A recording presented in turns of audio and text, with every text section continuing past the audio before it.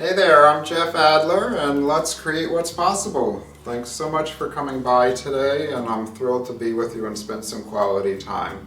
Any of the meditations, any white pages, any websites I refer to, any books, additional information could be found on this blog or on my website, and I look forward to having some feedback actually. Today's subject is certainly all over the news and felt by many: anxiety.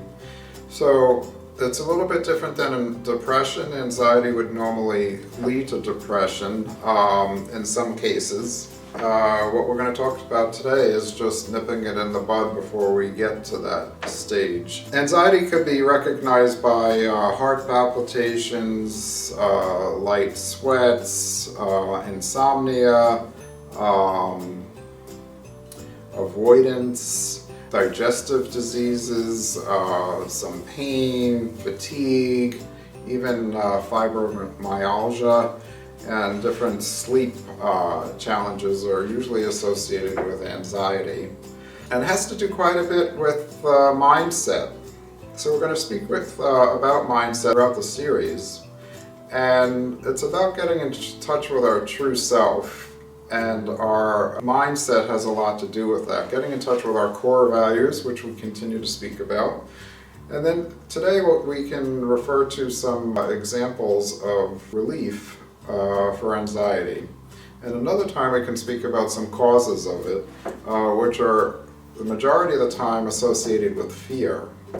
So if you're in touch with anxiety and you say, what's causing this? There's usually underlying fear.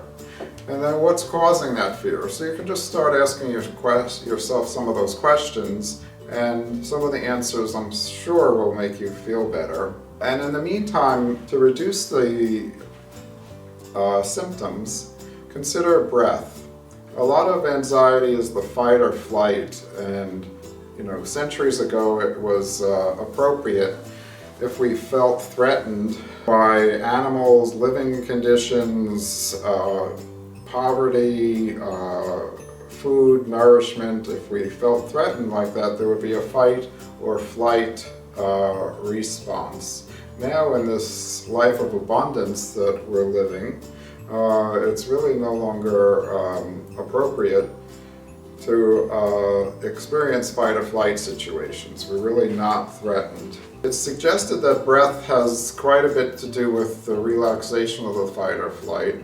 So after your awareness of what you might be fearful of in a anxiety moment, heart palpitations, digestive challenges, even if you're up at night, to just start bringing your attention to your breath. And many of us, as we get more and more tense, breathe out of our neck. I know it sounds pretty funny, but if you're paying attention to your breath and you feel uptight, your breath is really up here. And if we start to bring that breath down to the chest and eventually breathe out of the abdomen by expanding and contracting the abdomen, it automatically relaxes the body, mind, and spirit. So there's all different meditations around breath, there's all kinds of breathing exercises, and there's many things on my website about that. For today we can just try maybe closing our eyes for a few moments and breathe. We can do some 4 square breathing is a great relief. So close your eyes, feel your groundedness, your feet or your tail or seat on the chair, and breathe in for a count of 4, hold for a count of 4, exhale for 4, hold for 4, inhale for 4, hold for 4, exhale for 4, hold for 4. You can keep your eyes closed while I finish speaking on this subject, and you can do that. That's called square breathing, and you can breathe in, out. You can breathe in, hold, breathe out, hold for 4 counts, 6 counts, 8 counts, whatever you're comfortable with. And I'm sure that you're going to have great results with that. Another consideration is just for anxiety is just to get moving. So if you're able to get outside and walk, I would do so. Of course, anxiety is directly connected to the thought process. So I love to just be in awareness of our thoughts.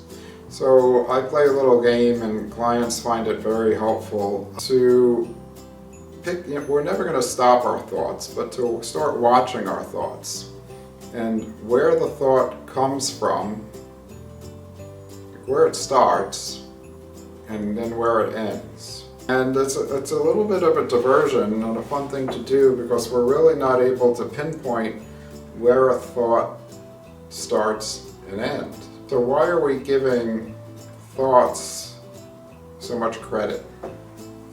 So it's just something we have to live along with, and the thoughts are usually a story, and the story really takes us out of being present. So the more and more that we're aware of our stories and not being present, and that our thoughts are coming and going, and breathing, those couple things will make us feel less and less stressful, less anxious, less fearful, and have a different outlook on life. So I would just advise to watch our thinking, along that with the breath. Along with that, if you have a meditation center around you or meditate at home. Meditation's an interesting thing. Many clients specifically report back to me, I can't meditate, my monkey chatter, my mind is so busy. And I've been explaining, and Deepak Chopra says this very well, the chatter and the thought process is part of the meditation. And many of the results are found to be so beneficial with just the intention of sitting down and meditating versus having an hour-long meditation or something like that. So scientists have now proven that the intention of sitting down for 5 to 10 minutes are almost as equally important and beneficial to actually doing that.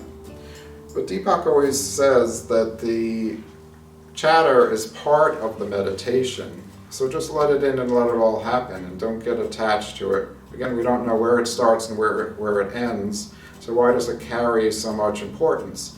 So it's just like follow the thought for a moment, bring it back. Follow the thought, bring it back to your center. Eventually the gap that we're creating with no thoughts will widen and widen. And then like yoga, we'll eventually bring our meditation off the mat or our yoga off the mat, and it'll continue through the balance of the day. There's all kinds, obviously meditation and mental, physical, emotional health is all over the headlines. There's all kinds of local classes. If you look for meetup groups around sound vibration healings, bowl classes, singing bowl classes, there's all kinds of beautiful ways to be in a quiet, meditative, mindful state. So find out it could be a bike ride as well, or a light walk.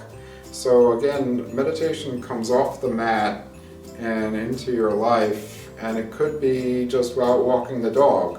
The idea of it all is just to quiet the mind, or have the mind have the opportunity to be quiet, and then to have a memory of what's possible around that. So during those anxious, fearful times, we have positive reinforcement that we can go back to. It's obviously a passionate subject for mine, so I'd love to hear feedback from you and how you're doing. Again, I'm available to answer any questions. I'd love to know what you thought about this video, and it's always a pleasure. And again, I'm Jeff Adler. Let's create what's possible. Enjoy your day. If you like this video, be sure to like and subscribe down below, and visit me at letscreatewhatspossible.com. Thank you.